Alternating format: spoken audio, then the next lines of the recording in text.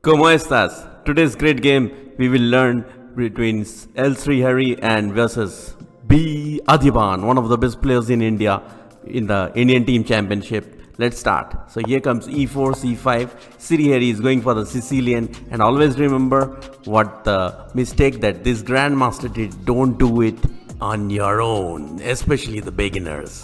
So here comes knight c3, knight c6, bb5, knight d4. Here black had expected g3 from white, but what happened was knight f3, and here Srihari got confused and he played a6. He went bd3, standard line, knight c6, e5.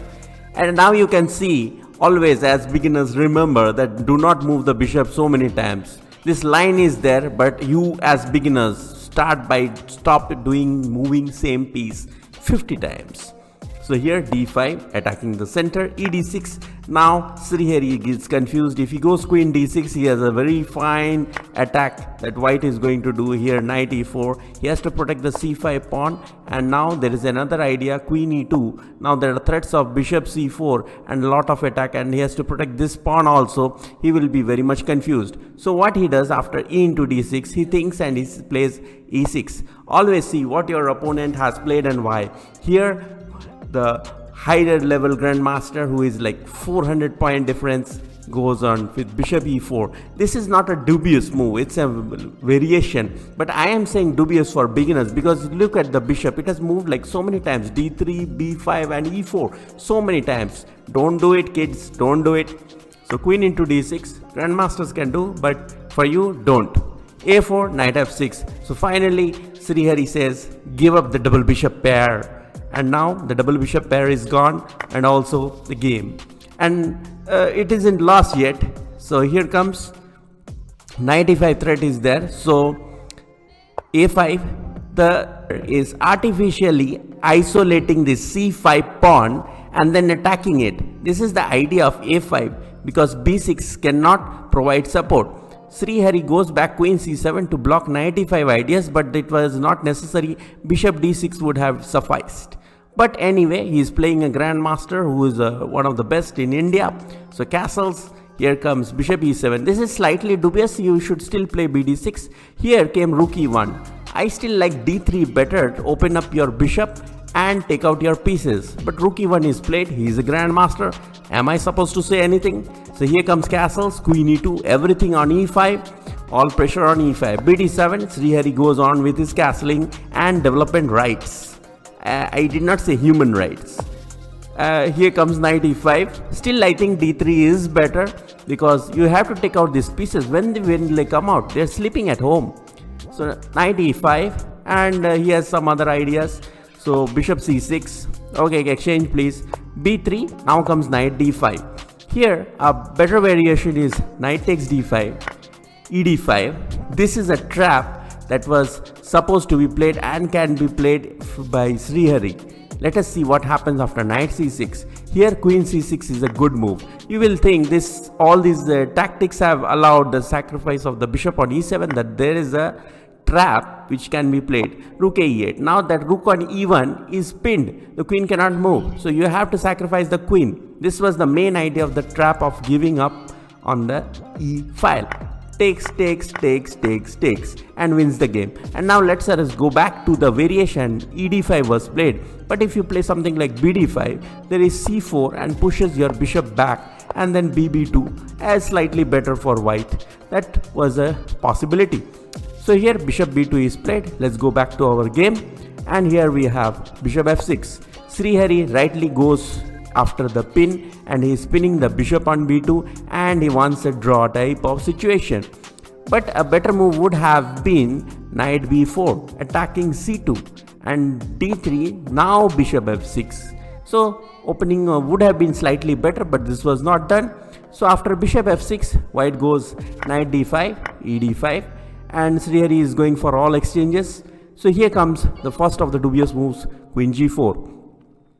A better move was, as you know, knight into c6, exchange, takes, and now simple g3. Should have been a draw type position, but this wasn't played. Queen g4 is played, dubious move. Now let's go for rook f8. Is going for exchanges on the e file, especially when you are playing such a higher level player. Go for the exchanges.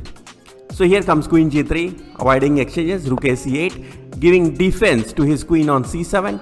Here best move is rook a b1, giving protection to this hanging bishop on b2. But this was not played. f4, bad move is played.